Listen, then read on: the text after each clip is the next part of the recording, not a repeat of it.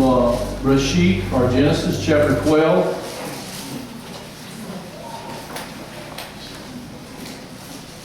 And everyone say, Am Israel Kai. Am Israel Kai. If you don't know what it means the people of Israel will live. Amen. Amen. Hallelujah. And who's the people of Israel? Everyone who's in covenant through the blood of Messiah, Jew and Gentile. Doesn't matter where you're from, how you were raised. If you've accepted his atoning blood, you're Am Israel Kai. You need to understand who you are. Because the devil doesn't want you to know who you are. But when you know who you are, hallelujah, it changes things. Yes. Amen. I just want to briefly run back to Genesis chapter 1 just briefly and just come forward real quick. In a few weeks we have seen what the creation of the entire world and the universe from Genesis 1. And we've seen during this period of time, we've seen how that God created everything. We've seen the creation of man and woman. And then we saw the fall of man. A sad story that has come down to this day and point in time, but thank God for Yeshua the Messiah. The curse, he took the curse for us so we can be redeemed from the curse of the law, which is sin and death. We've seen the first murder of Cain and Abel, how that Cain killed his brother Abel. We've seen the descendants of Adam and Hava, or Eve, and then we've seen how that over a period of centuries that mankind becomes so corrupted. From the first murder, from the fall in the garden to the first murder, to such a corruption that the Bible says that their hearts were evil continually. Even their thoughts were evil continually. Oh, Lord, Father, help us. It sure does seem like we're getting into a day when it's swiftly heading back in that same direction. I pray not. When we saw that it was so bad that there was only one family, Noah is the word in Hebrew that found grace in the eyes of our Creator. He told him to make an ark, that he was going to preserve mankind. He was going to destroy the entire earth through judgment. And today we have the Noah symbol of a covenant with Noah, and that's the rainbow. It's still in the sky today. It proves that that covenant is still in effect. Just because there's been other covenants doesn't annul. One new covenant doesn't annul a past covenant. It's built upon. Get us up through the covenants. This whole thing about we went from this dispensation to that dispensation to that dispensation, and all those other covenants have been done away with is false teaching. It'll get you messed up really bad. It's cyclical. God's covenants, he builds upon his covenants. Amen. Okay? We saw that he flooded the earth, and we saw that after the flood that they came out, and we know the story of what happened with Moses, with Noah, and how he did a vineyard, and how they went out from there, and there was a curse placed upon Canaan because of what took place with Moses, we'll keep on saying Moses with Noah. In the tent, we saw that Sodom and Gomorrah, not Sodom and Gomorrah, but Babylon, Tower of Babel took place. It said at that time that the earth was one language. One language. All the earth was in one language, and nothing that they could think to do would not be able to be done by them, so God came down and confused their language. So we see from there, we have now journeyed over here to today's lesson, chapter 12, about this man, Abram, who has come on the scene. I'm going to back up to chapter 11 and verse 29 and read a couple of verses as we go into chapter 12. And Abram and Nahor took wives for themselves. The name of Abram's wife was Sarah, and the name of Nahor's wife was Milcah, the daughter of Haran, the father of Milcah and Iscah. And Sarah was barren, and she had no child. And Terah took Abram, his son, and Lot, the son of Haran, his grandson, and Sarah, his daughter-in-law, his son Abram's wife, and they went out together from Ur of the Chaldees in order to enter the land of Canaan. And they went as far as Haran and settled there. And the days of Terah were 205 years, and Terah died in Haran.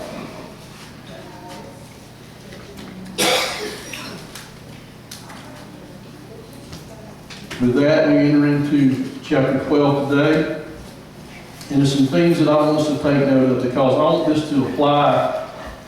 This story is the greatest story ever told. We must look at this story through Hebrew or Jewish eyes, because the truth of the matter is it's told that way. Until we learn how to understand and how to look at the story of the Bible from Reshit or Genesis to Revelation through Hebraic Jewish eyes, we're never going to fully understand it. So we here learn and are learning how to look at it that way, because it was given to us. The oracles were given to the Jewish people to give to those people of the nations as well.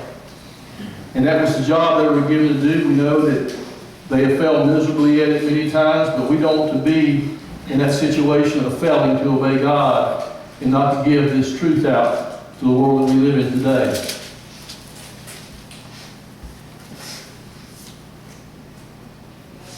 Now, Yod-Heh-Vav, the Lord said to Abram, "Go forth from your country and from your relatives and from your father's house to the land which I will show you, and I will make you a great nation, and I will bless you and make your name great.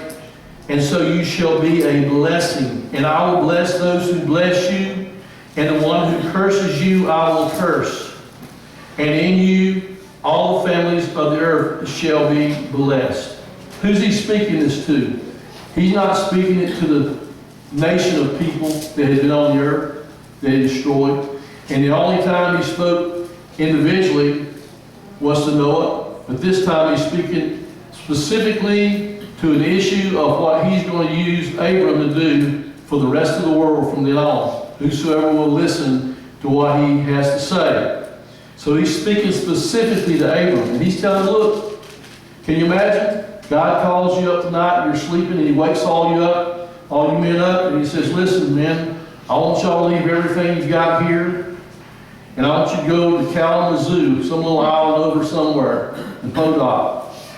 I'm just making that up. Never been there before, you don't know anybody there, you got jobs and businesses here, would you be willing to go? If God literally spoke to you, would you? Something for us to think about. This is what happened to Abraham. I want us to understand that God spoke to Abraham. And we're going to find out Abraham's response. He's telling him all these great things that he's going to do for him and for his family, and how that through him, not only his family, but all the people of the earth would be blessed, and anybody that would come against him would be cursed. That's quite a promise to make to someone, isn't it? Creator of the universe, making this to Abraham. And it says so in verse 4, "So Abram went forth, as Yod-Heh-Vav, the Lord had spoken to him, and Lot went with him." Now, he didn't tell Lot to go with him. It said Lot went with him. He told Abraham to go. He didn't tell Lot to go. But nonetheless, we see that Lot goes, and that's another part of the story later on. So Abram went forth, as Yod-Heh-Vav, the Lord had spoken to him, and Lot went with him. Now, Abram was 75 years old when he departed from Haran. Okay, gentlemen, you think you're too old? I'm the oldest one in here, probably, I would guess. And I'm not even 75 yet. So Abraham was 75 when God spoke to him. It's not too late for any of us to obey God, amen? And Abram took Sarai his wife, and Lot his nephew, and all their possessions, which they had accumulated, and the persons which they had acquired in Haran, and they set out for the land of Canaan. Thus they came to the land of Canaan. And Abram passed through the land as far as the side of Shechem to the oak of Moriah. Now the Canaanite was then in the land. And Yod-Heh-Vav, the Lord, appeared to Abram and said, he appeared to him. Again, he says to him, "To your descendants," or you can use the word seed, "to your seed or your descendants, I will give this land." There's something I want us to take note of here as we go through this Parsha today. And that is how many times the word land is used, a specific land, the land of Canaan, is used, and how many times the word seed or descendants are used. It's very important. We're going to see it used over and over again. Now, has anybody here ever done any kind of farming or gardening? Raise your hand. I see a few people on it. Well, maybe the rest of you understand this or don't from reading it. But the reality of it is you have to have a land, some dirt, and you have to have some kind of seed to plant that dirt to produce fruit so that you can eat and live. Okay? So we're going to apply this today to the reality of the land that God is preparing for a special people to do His will, to spread the good news of His Word, because humanity did not make it up to this point in time. It was totally destroyed. It didn't hear what God had to say to humanity. So now He's trying to speak to humanity through this man called Abram, whose name will be changed later on to Abraham. And it deals with land and descendants or seed. We'll see later on that every person who's come to faith in Yeshua the Messiah is of the seed, singular, not plural, is of the seed of Abraham. It's not just the Jews, it's Jews and Gentiles. The Jewish people were given oracles to give to the Gentiles. So it's going to be real important you understand how important this land is and how important that you, the seed of God in Abraham, is to what God's purpose is today. Let's read Genesis 7 again. And Yod-Heh appeared to Abraham and said, to your descendants I will give this land. Whose descendants? Abraham. Where's Abraham at? He's in Canaan. He's in a land where there's other people. It's not his descendants or his seed. Now, I know descendants is plural in the line in which that term is used in English, but seed is singular and it's referring to his seed line. Okay? Specifically.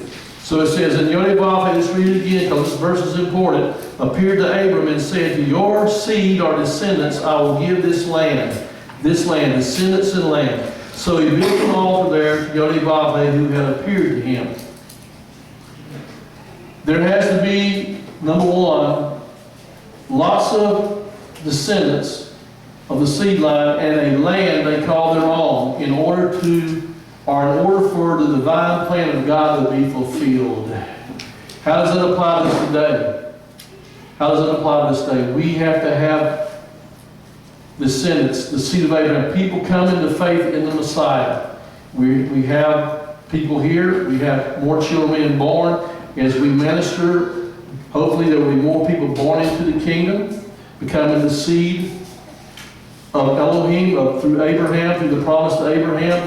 And well, we know specifically the land here is Israel, where it's at today. But we're where we're at in the nations right now because of what has taken place, what has transpired through the centuries. And so God has now given us a land, a piece of land here, a building. He has given us a mandate that we as a seed of Abraham are to what? We are to what? Replenish God's program, replenish the earth. He told Adam to go out and to replenish the earth, Adam and Hava. It's our job to spread the good news of the gospel, the Word of God, the seed of God to a lost and dying world, that they may be redeemed, that they may be born anew. And I'm going to talk about that a little bit because we're going to get into what circumcision is all about in today's Parsha too. It's going to be interesting. I encourage you to take notes today. All this ties in together. The importance of why we're here. God didn't just give us this building for us to sit here and to make people feel good and to drink coffee and to have donuts or whatever it is that we do every week. Now that's great. That's a wonderful blessing of how that we fellowship together. But the reality of it is it's a mandate to reach this community here from each and every one, to reach our children in our home first, to reach our family members first. The reality of it is to the Jew first and then the Gentile. Okay? Well, in your family. But when you go out from your family, there's a Jewish person, you need to be willing, you need to know how to give them the good news of the gospel. But you give it to whosoever will. You understand? But God used them, so it's to the Jew first and then to the Gentile. So, descendants and land. Descendants and land. Not just having people together to have fun, to build some big building, to put up some sign so some preacher or rabbi can just put their name all over it. No, that's not what it's about. Those things may take place in the process, but if they're not done for the right reason, it's a waste of God's time and what He put us here to do. We must see people born again to the kingdom of God. We must share the good news of the gospel. And we're getting ready, through the help of the Holy One, praise His name, to be going out before too much longer. We're going, Brother Woody and a number of us, we're going to be putting together ways that we can go out and minister to our community, okay? I want everybody to be praying about how that God can, I know not everybody, I understand not everybody feels like they can just go up and talk to somebody. Well, first of all, you don't need to go up and talk to somebody unless you know what you're talking about. But you can, all of us can play a part in witnessing. First of all, we need to learn how to invite someone over for supper, to be kind to someone. Every time they see us, we're nice to them. You know, you win a rapport first. You get to know them first. You don't run out with your Bible shaking in its hand. Let me tell you the good news of God. You need to repent and get saved and be born again or you're going to hell. How many of you ever seen anybody do that? On the street corner. I see it all the time. They still do it on the street corners. And I wonder, I said, well, God, that's okay. That's in your hands. And maybe they, you know, perhaps I'm sure that they have won somebody through that measure. But relationship is what's more important.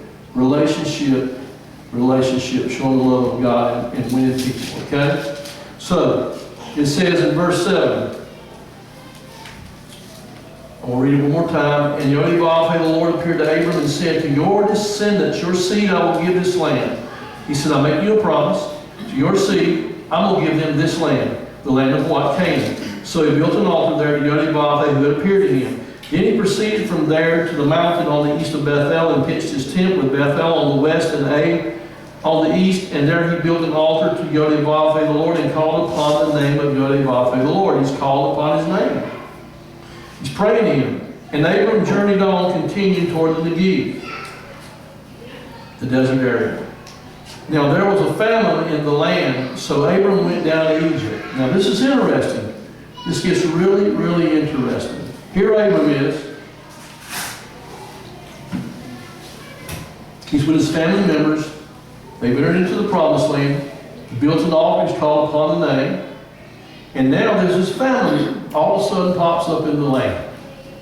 It says, now there was a famine in the land, so Abram went down to Egypt to sojourn there, for the famine was severe in the land. Does that even make sense? Would God tell him to go over there to a land that he promised him and his seed, and then all of a sudden there's this famine, and he's leaving that land that was promised to him, and he's going down to Egypt? Does that make sense to you? Maybe it's a test. I think we're going to see two tests here with Abraham when he gets to the land. I think this is the first test that he's taking place to check and see if Abraham really believes him or not. If he really has faith in what he says, is he going to trust him no matter what? But Abraham does. He says, okay, we got to go down to Egypt for a while. And it came about when he came near to Egypt that he said to Sarah, his wife, see now I know that you are a beautiful woman. I tell my wife that all the time how beautiful she is. You've been to tell your wives how beautiful they are? No. If you don't, you better. Call me ladies if they're not telling you, I'll call them. Okay? So, there's a situation taking place here that again doesn't make sense. He had to be in that land. The land for this to take place was a specific land. Now he's out of the land and he's in Egypt.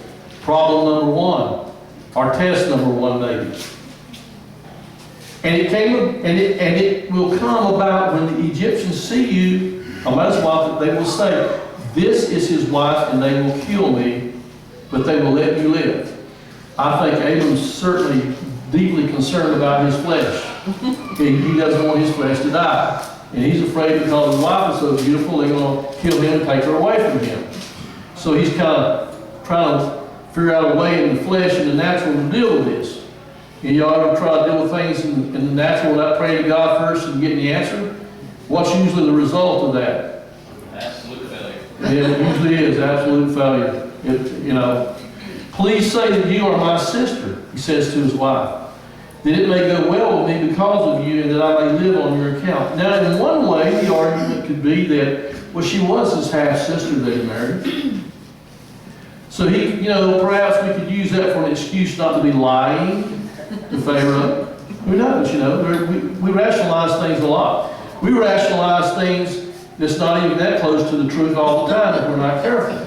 All right? I'm just going to be real today. Y'all want us to be real today? Amen?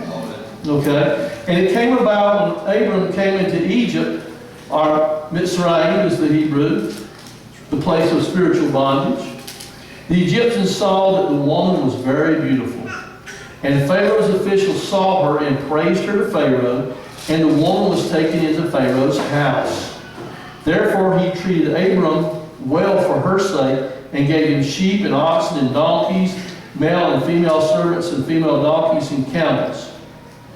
Now this is problematic, because this is problem number 2, or test number 2.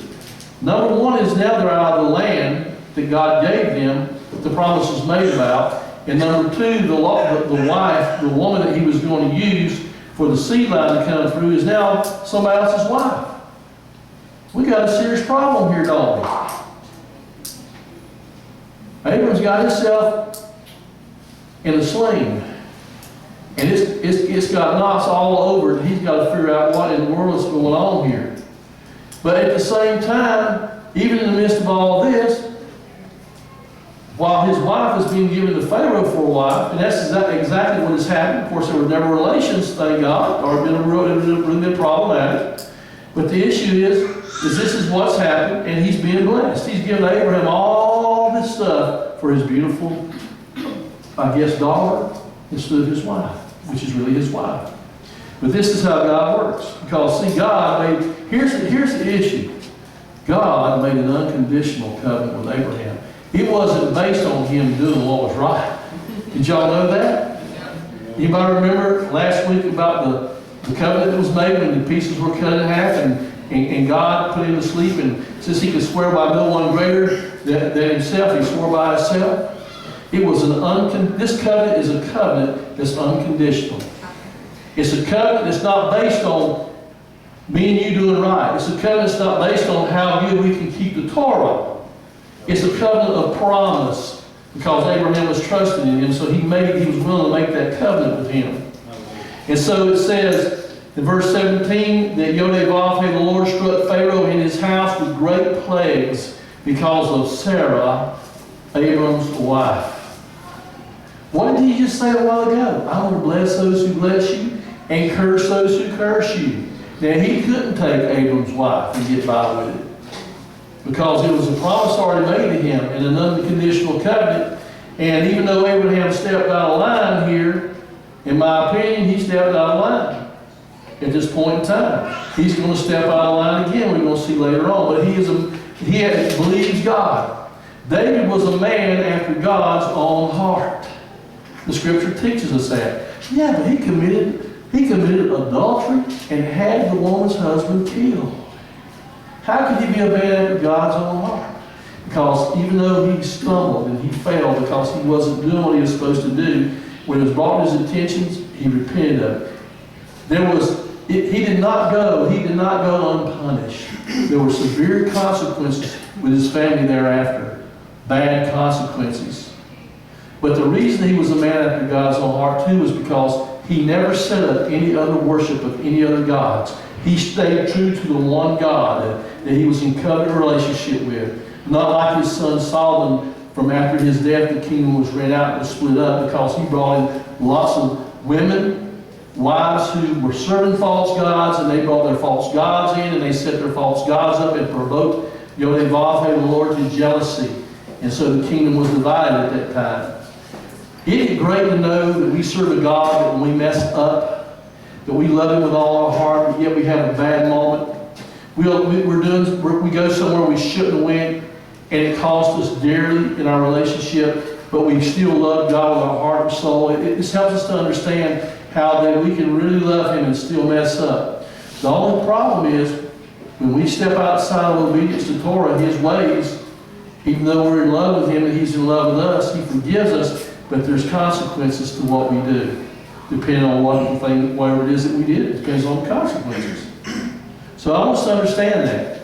But Yodeh-Vav, the Lord struck Pharaoh in his house with great plagues because of Sarah, Abram's wife. Then Pharaoh called Abram and said, "What is this you have done to me?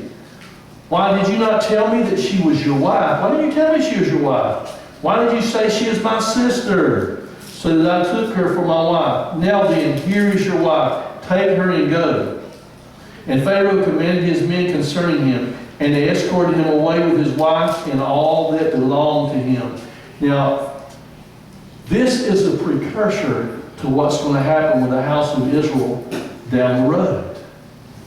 This very same situation prophetically is going to show how that Israel is going to go into slavery one day, the house of Israel, into this very place, Egypt. And while this was his wife, guess who Israel is?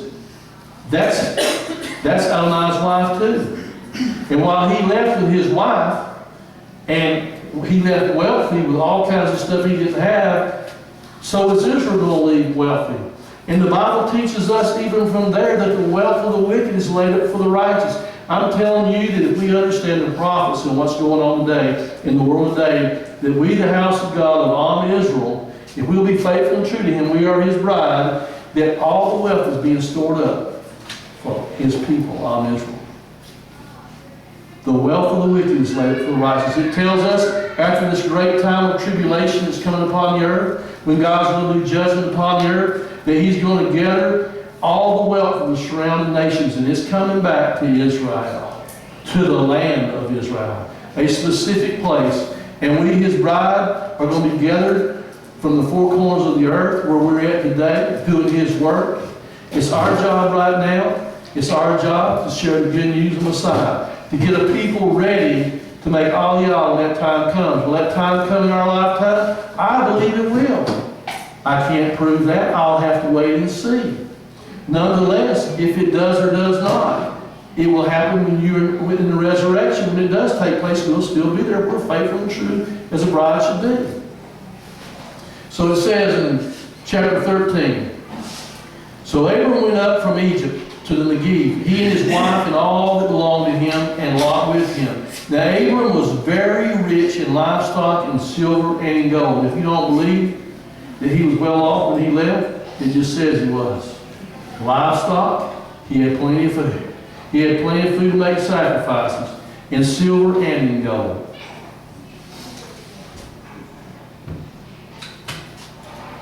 And he went on his journeys from the Negev as far as Bethel to the place where his tent had been at the beginning. He's going back to where he was at the, listen to me folks, beginning. Nobody's getting that, are they? He's going back to where he should have been at the beginning to do what God said him to do. Rashid, name our program is in the beginning because we want people to go back to the beginning. Between Bethel and Dan. So the place of the altar which he had made there formerly, and there Abram called on the name of Yod-Heh-Vah-Heh, the Lord. Now Lot, who went with Abram, also had flocks and herds and tents. So the land could not sustain them while dwelling together, for their possessions were so great that they were not able to remain together. And there was strife between the herdsmen of Abram's livestock and the herdsmen of Lot's livestock. Now the Canaanite and the Perizzite were dwelling in the land. Then Abram said to Lot, "Please let there be no strife between you and me, nor between my herdsmen and your herdsmen, for we are brothers. Is not the whole land before you?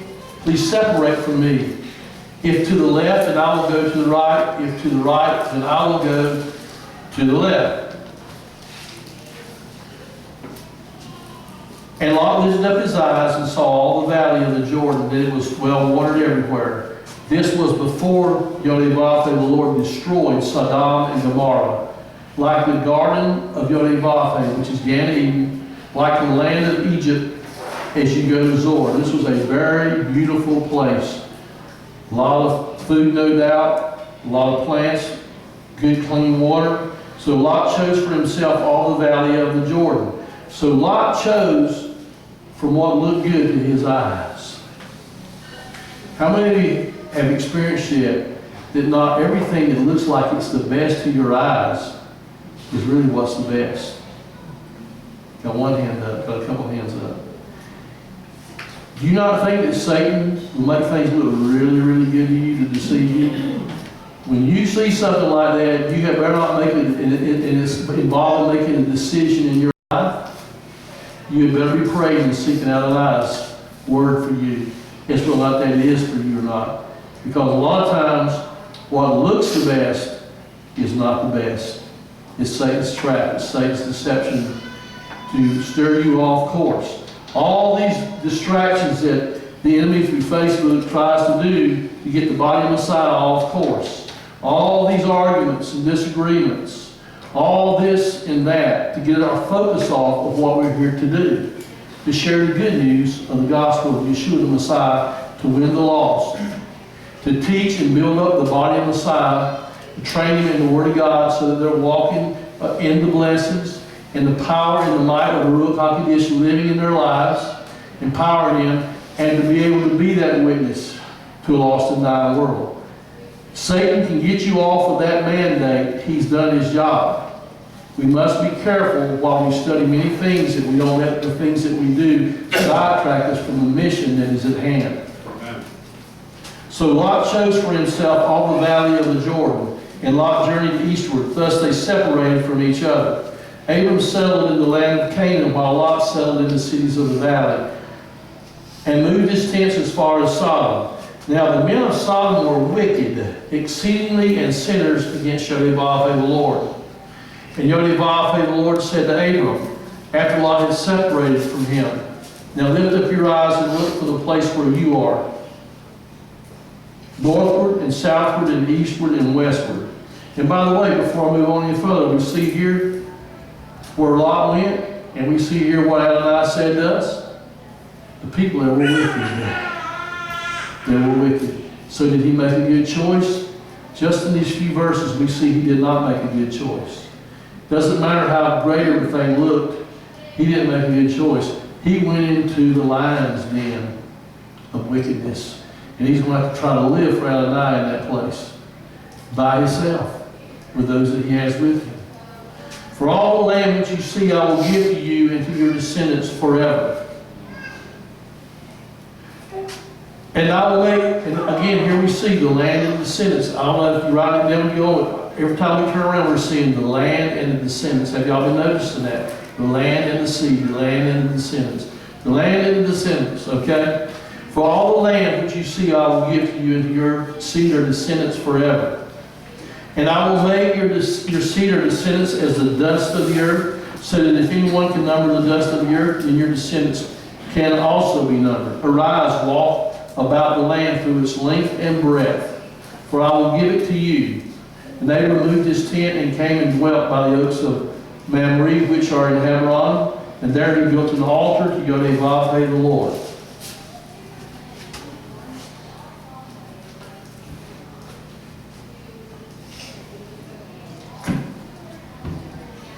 So thank the Father that now Abraham has got back on track. He's back in the land. His wife's back with him. And the plan that God has and the promise that he made through the unconditional covenant is intact to continue on what God intended to start off with. So the part I want us to see here is this. If you have allowed the temptation or the distractions of the enemy to get you off course, just do teshuvah, repent, and ask Adonai to bring you back on course. Just get back on course.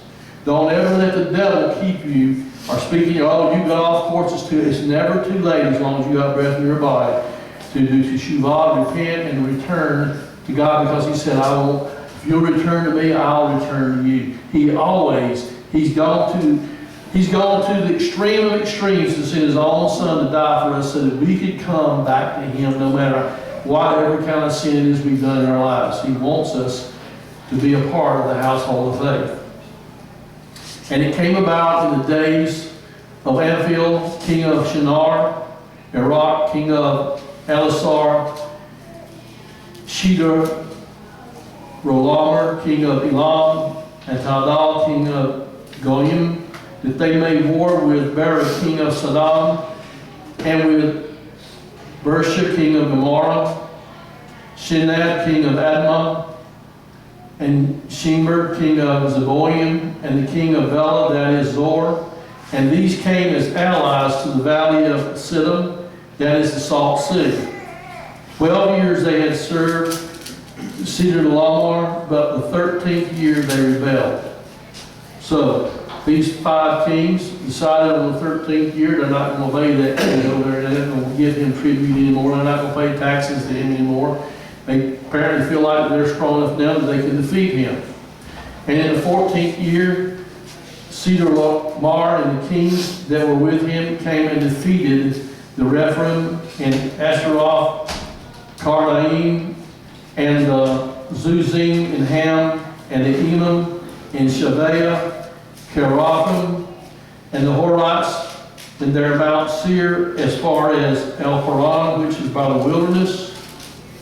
Then they turned back and came to Emispot, that is Kadesh, and conquered all the country of the Amalekites, and also the Amorites, who lived in Hazarzon Tamar. The king of Sodom, and the king of Gomorrah, and the king of Admah, and the king of Zeboim, and the king of Bela, that is Zor, came out, and they arrayed for battle against them in the valley of Siddim, against Chedorlaomer, king of Elam, and Tidal, king of Goyim, and Amraphel, king of Shinar, and Arok, king of Elasar, 4 kings against 5. Now the valley of Siddim was full of tar pits, and the kings of Sodom and Gomorrah fled, and they fell into them. But those who survived fled to the hill country, and they took all the goods of Sodom and Gomorrah and all their food supply and departed. And they also took Lot. Pay attention to this. Lot swerved he shouldn't have been. He made a bad choice. It took a while for it to catch up with him, but now it is. They also took Lot, Abram's nephew, and his possessions, and departed, for he was living in Sodom, in that place that would look beautiful, man, everything was great there on the outward, but inward it was filthy, they were defiled, they were not godly people, they were wicked people. It says, then a fugitive came and told Abram the Hebrew. Now he was living by the oaks of Mamre, the Amorite, brother of Eshcol, and brother of Aner, and these were allies with Abram.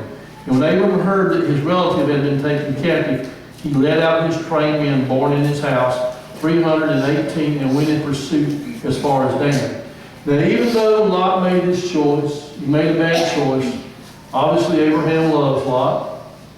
Maybe there's some reasons here. Maybe it's his love for him. Maybe it's more than that. You know, Abraham at this point in time, they still don't have any children. You know, and so while Abram made a statement in one place that his person in charge of his goods might become his heir, that he thought maybe Lot might become his heir.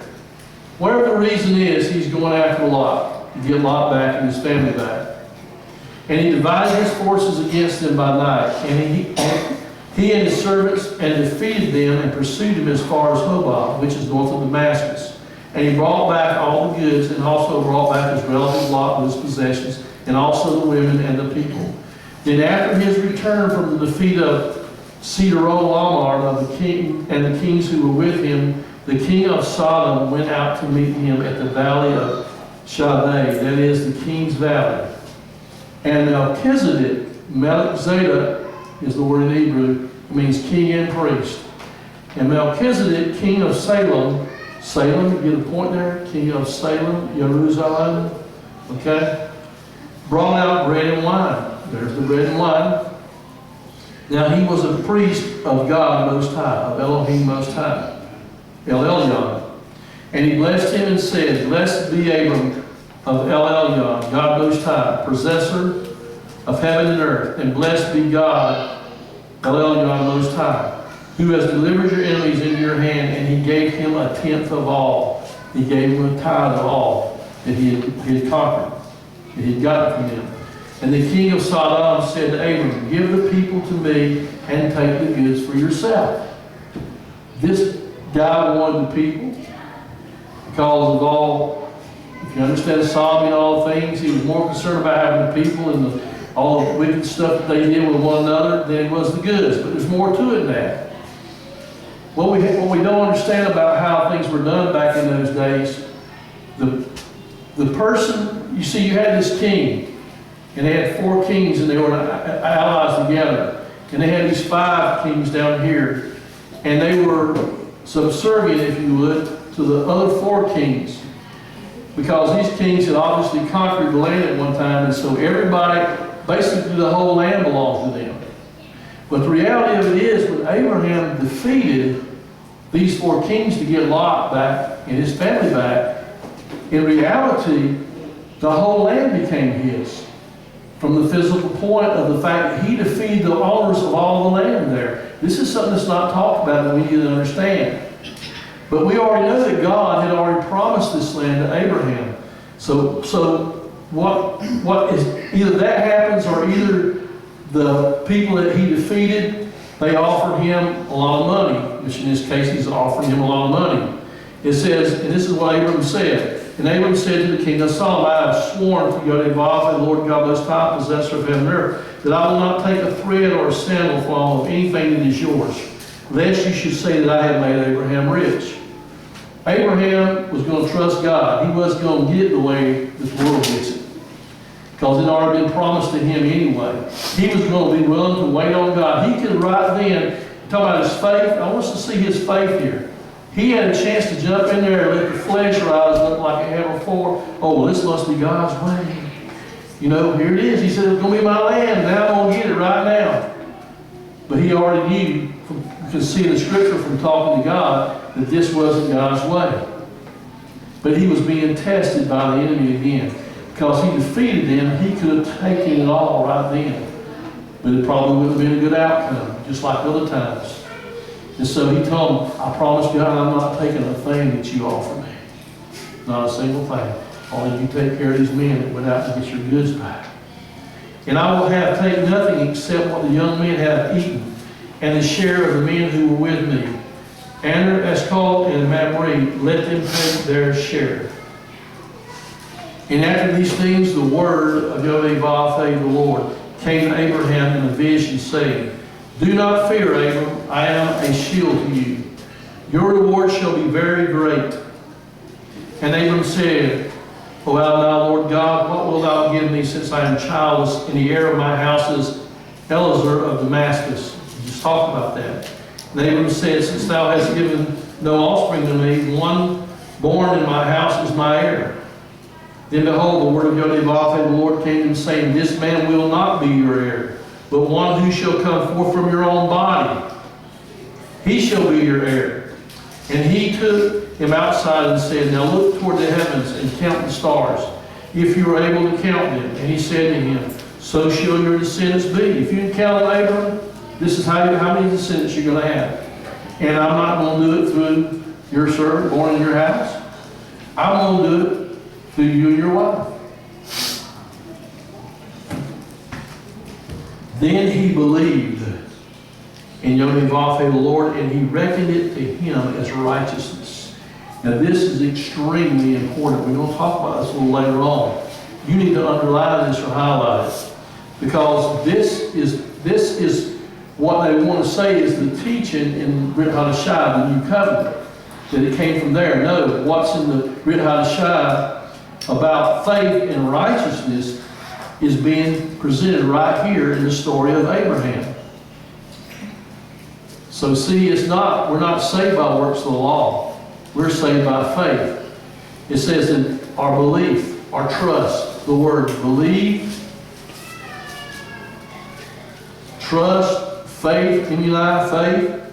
Then he believed, trusted in, had faith in, Yod-Heh-Vav, and what he said, and he reckoned it, Yod-Heh-Vav reckoned it to him as righteousness. So he's not reckoning righteousness to Abraham by how well he keeps the Torah, by how well he does sacrifices, or by how well he keeps the Sabbath. It's by believing what he says when he says it. Remember what Moses' deal was? When God chose Moses, everything he said Moses did, except for one time. He mistakenly didn't do it that one time. And he said to him, I am Yod-Heh-Vav, the Lord, who brought you out of Ur of the Chaldees to give you this land, to possess it. I wish somehow there was some way I could download into everybody's mind what the Word of God is saying here today across the world who claims to be in covenant relationship with the God of Abraham, Isaac, and Jacob, so that they can understand this covenant for the Jews and the Gentiles who are in covenant through the blood of Messiah. Because this covenant came through the seed of Abraham. Messiah came through the seed line, the natural seed line of Abraham. And that they would understand how important the land of Israel is, how important the work is that we're doing in the world where we're at today till Messiah returns. They'd understand that how they are grafted into the commonwealth of the house of Israel. They are fellow citizens in the house of Israel. I think we'd look at things a lot different than the way they're looking at them. If they get fired up in the glory of God, and we would love our Jewish brethren and backing them up and realizing who we are in Messiah. Man, let me tell you, listen, 12 men when Messiah returned. He came to earth the first time, took 12 men and changed the whole world. We got way more than 12 people here. And all we got to worry about right now is right where we're at in our own families. We need to realize the blessing that God has placed in our lives, the knowledge that He has given us, and our faith in Yeshua, and how important it is that we live our lives for the glory of God. Train our children to live for the glory of God. I know I'm going long today. That's what happens when I go away. And he said, "O Lord God, how may I know that I shall possess it?" So he said to him, "Bring me three-year-old heifer, and a 3-year-old female goat, and a 3-year-old ram, and turtle dove."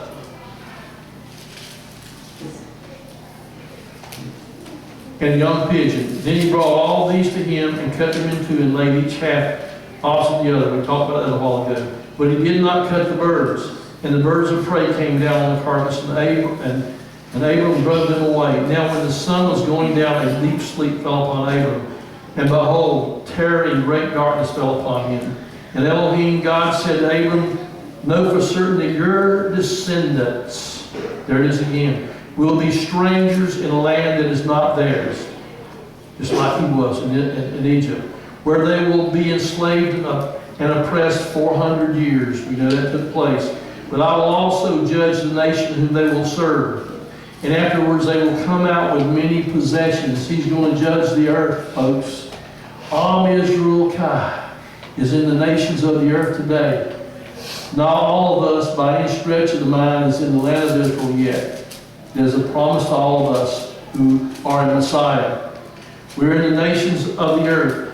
And the whole thing about what's going to take place in the end of days is to release us, to do judgment on the earth, that we'll be released to go to our place of promise, where Messiah will rule and reign. "And as for you, you shall go to your fathers in shalom and peace. You shall be buried in an old age. Then in the 4th generation they shall return here, for the iniquity of the Amorites not yet complete." So what's that saying? There was some iniquity that had to get worse before God would allow them to go. Judgment had to take place, but God doesn't judge until it reaches a certain degree. "And it came about when the sun had set, that it was very dark, and behold, there appeared a smoking oven and a flaming torch, which passed between these pieces. On that day, Yahweh made a covenant with Abram, saying, To your descendants I have given this land." They can argue all they want to. This is way back in Genesis. They can complain all they want to about who the land belongs to. The United Nations can get all involved in it and lie all they want to. But God said a long time ago to Abraham who this land belonged to. Amen. If they want to be a part in that land, they just need to be a part of the kingdom of God. Amen. They need to do Teshuvah, repent of their sins, and become a part. If they want to be a part in that land, they can be. Whosoever will. From the river of Egypt as far as the great river, the river Euphrates, the Kenite and the Kenizzite and the Kedemite, and the Hittite, and the Perizzite, and the Rephaim, and the Amorite, and the Canaanite, and the Girgasite, and the Jebusite. And Sarah, Abram's wife, had borne him no children, and she had an Egyptian maid whose name was Hagar. The whole neighborhood came out against us. Does it matter? If you trust God, if God wants you to have it, He's going to do it anyway. But He wants you and I to know He didn't, we didn't do it. We got to get this down pat. He's the one who's in control. We need to listen to His voice and act when He tells us that, and wait on Him to act when we're supposed to. Not get ahead of Him and do it in our own flesh. Every time we get in our own flesh, we get set back and we get all kinds of problems we bring on ourselves. It's totally unnecessary. It breaks my heart how many times I counsel people from time to time, and they keep going. The counsel is like it didn't even matter. They go and do it their own way anyway. And it's a disaster every time. Not because I'm anybody great. God sent them to me to counsel to them, and if you get good advice, you ought to take good advice. If you go and do it your own way, by the time, you know what most people want to get counsel for? They want you to agree with them. They really come to you for you to agree with them and make them feel good about what it is they really want to do. And a lot of times people will go along with that. But if you're a real man of God or a woman of God, you can't go along with that.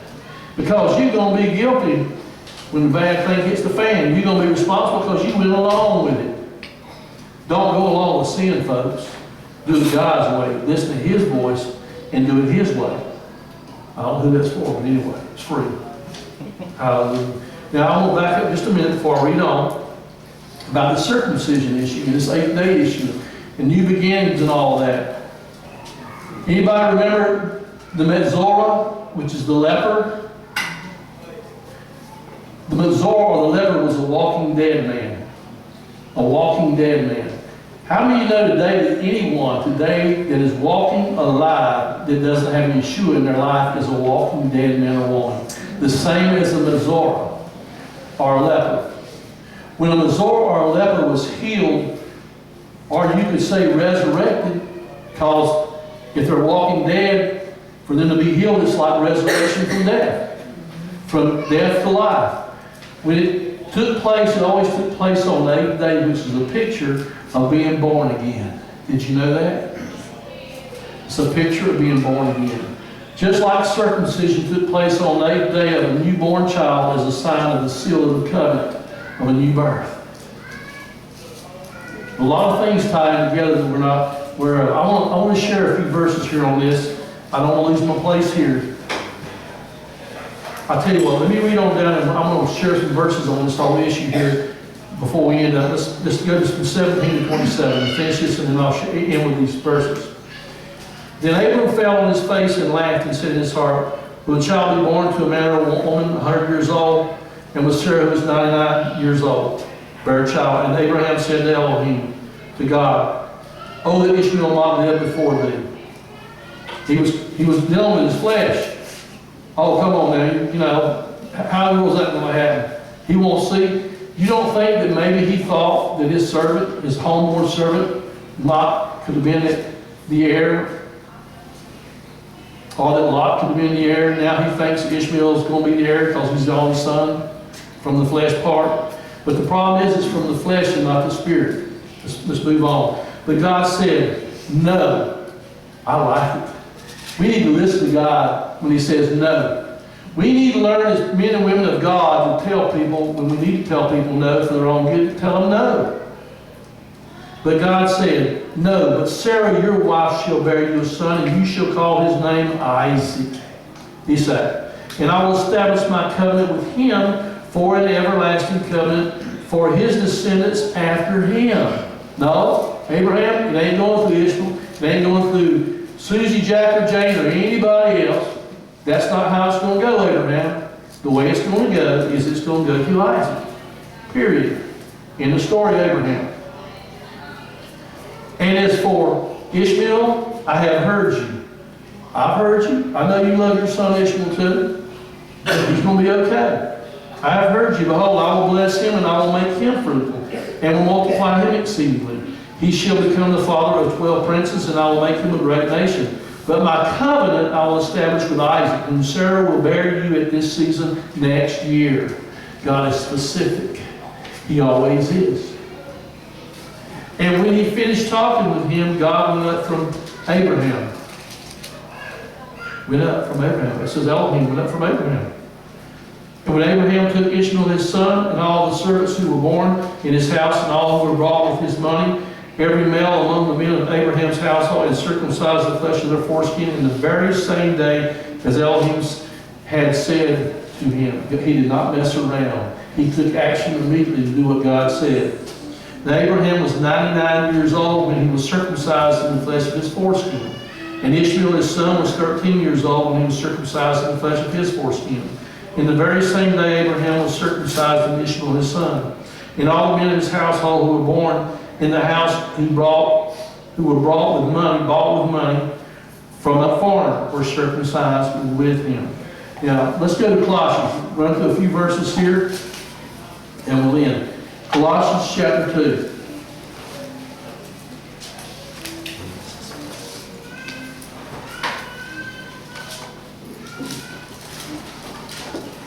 Colossians chapter 2, verses 11 through 13.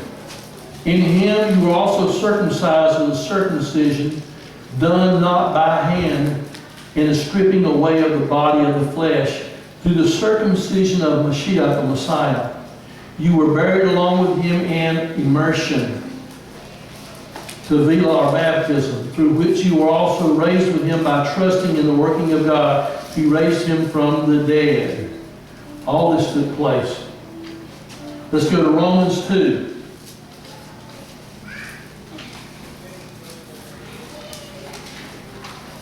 I'm going to write these verses down so you can study later, because we don't have a lot of time to talk about them today. Romans 2, 28 and 29. For one, I'll give everybody another moment to get there. Romans 2.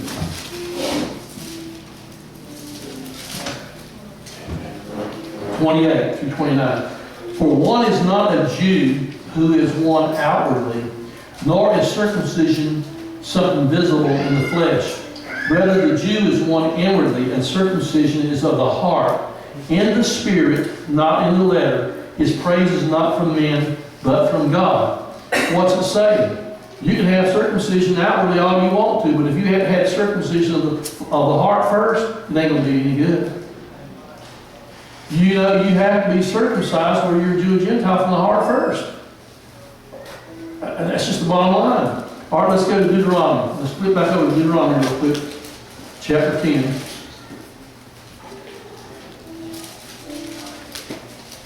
Never-ending Deuteronomy.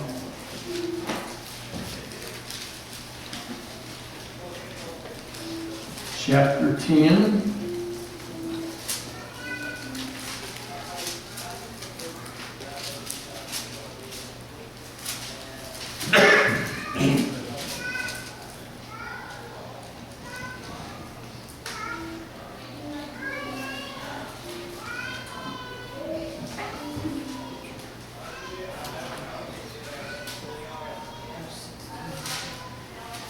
(16).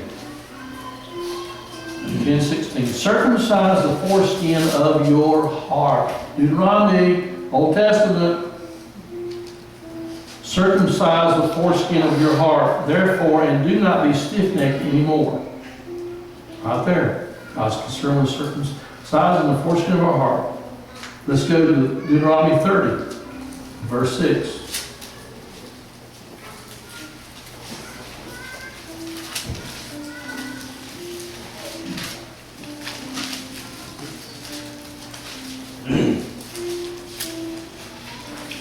Deuteronomy, Nevi'im 30 and verse 6. Also Adonai, your Elohim, your God, will circumcise your heart and the heart of your seed, your descendants, to love Yodevavhe, the Lord your God, with all your heart and with all your soul, in order that you may live. Circumcision of the heart. Okay? Born again, or what we call the new birth, in Messiah's blood is having your sins washed away. We just read it up there in Colossians 2. You're born again, you enter into the covenant through the blood of Messiah, through teshuvah, repentance of sins, and you're mikvah, tevilad, baptized, whatever term you want to use, to the removal, the washing away of your sins is part of that process. Let's go over here to Genesis 15 real quick. Read it? Let's do Genesis 15.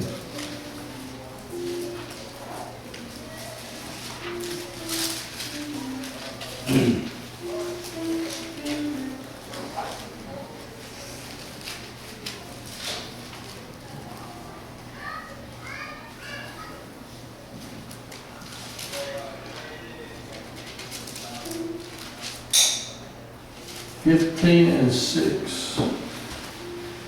Remember I told you all to pay attention to this? Then he believed in Yod-Vah, the Lord, and he reckoned it to him as righteousness. So let's just talk just briefly as we end this up today on faith and righteousness. Faith and righteousness. Turn to Habakkuk chapter 2. Habakkuk chapter 2.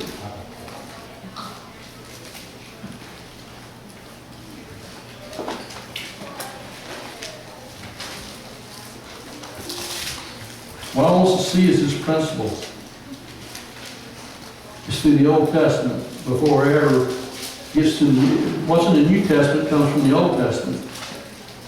And I hope you're writing this down, because you can prove this. Because some things you need to prove to Christians from the Old Testament. Some things you need to prove to Jewish people from the New Testament, and how they all tie in together through the Word of God. Habakkuk chapter 2 and verse 4. Behold, the puffed up one, his soul is not right within him, but the righteous will live by his trust,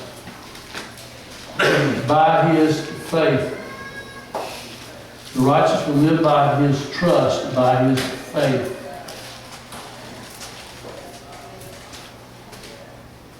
Romans chapter 1. And actually the part of the Brit reading today is going to be from Romans 4 in a few moments, but let's do Romans 1 first.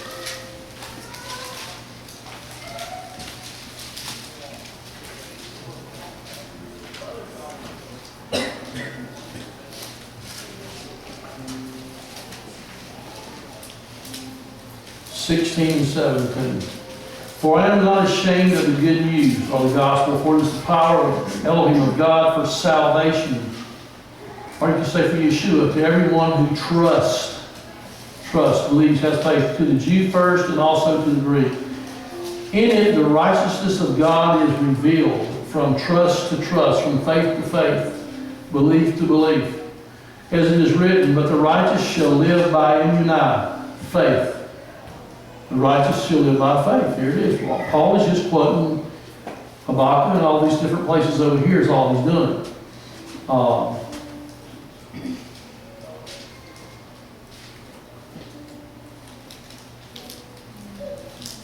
want us to go to Romans chapter 4, and we will end up with reading this area here. I know we need to get to the part in Isaiah today, so we didn't have time, but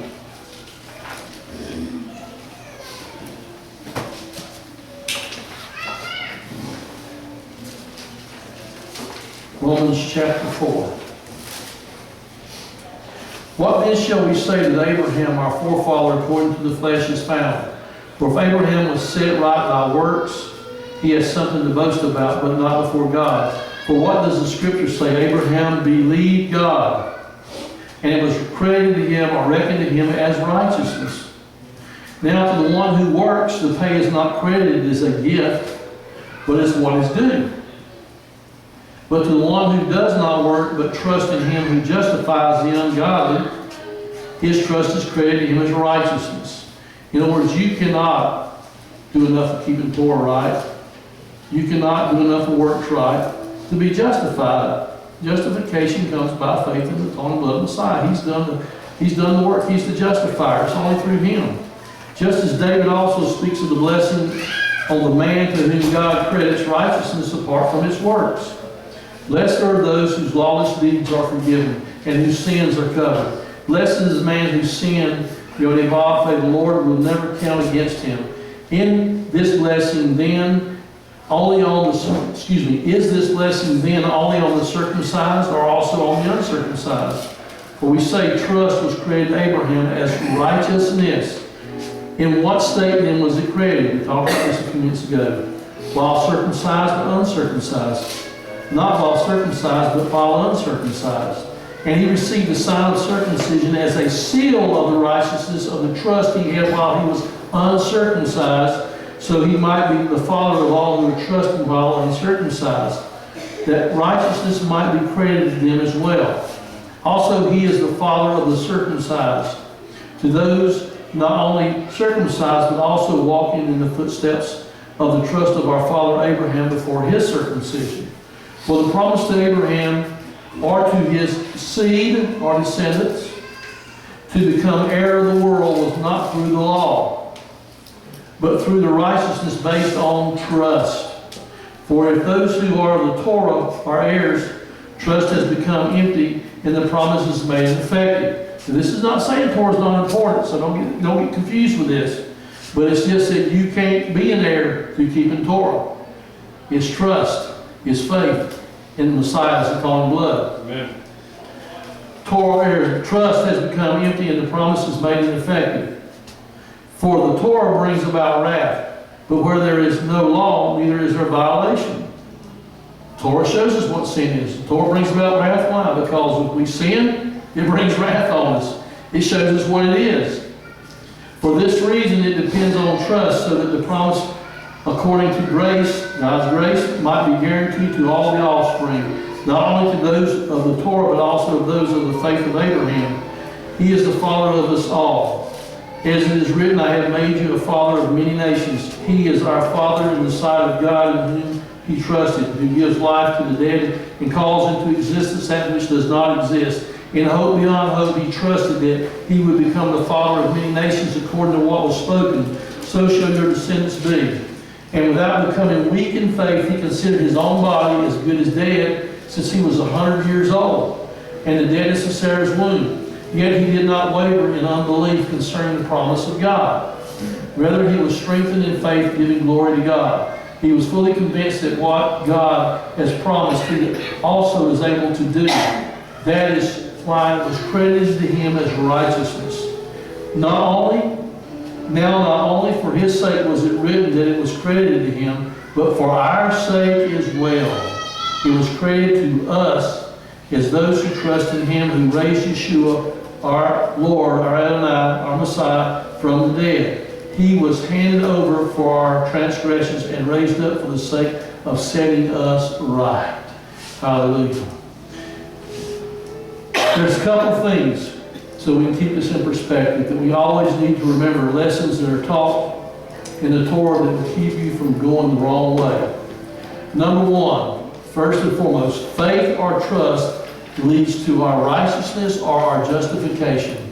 Faith or trust in God's grace, faith or trust in the Messiah's atoning blood leads to our righteousness or what we call our justification. That's the only way you can be justified and be declared righteous, is believing in the shed blood of the Messiah. He believed in God. We believe in God. We believe in Yeshua's death, his sacrifice. That brings our justification. How about the obedience thing? How about the Torah thing? Obedience leads to life and blessing. That's what the Torah is there for.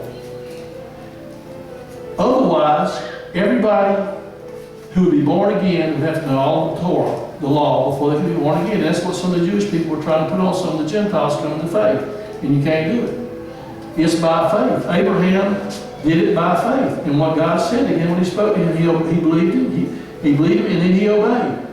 So it's justification, it's faith and trust that leads to our righteousness, our justification, and our obedience leads to life and blessing. Torah leads us and orders our life that brings blessing in our life. Disobedience of it brings curses, brings problems, causes things to happen, because disobedience to Torah involves sin, and it causes problems for us. So it's the old cart and horse story. I say it over and over again. Cart and horse. Righteousness through faith or justification is the horse up front. Obedience, which leads to life and blessing, is the cart that's properly attached behind the horse with all the good things on it. All the good things. And when they're put in that order, everything runs smoothly. And God's blessings will shine on you.